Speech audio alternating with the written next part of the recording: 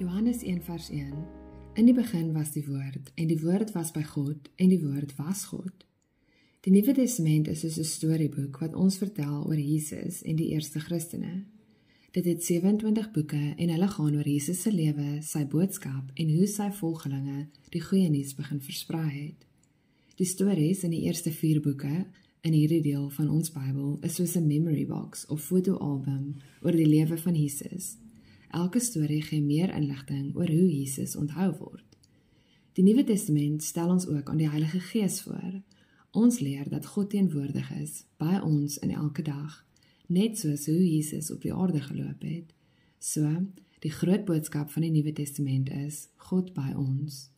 Die Ou Testament wys na Jesus toe en die Nuwe Testament wys wie Jesus is. Bid saam met my. Here, mag die boodskap van die Nuwe Testament my hart vul en my aksies lei vandag. Help my om met selfvertroue u liefde te deel met ander en om 'n lewe te leef wat u genade reflekteer. In Jesus se naam bid ek dit. Amen. Die uitdaging vandag is om 'n breinkaart of mindmap te maak oor die Nuwe Testament. Sit alles in wat jy daaroor weet en 'n paar fun facts wat ook al anders jy aan kan dink.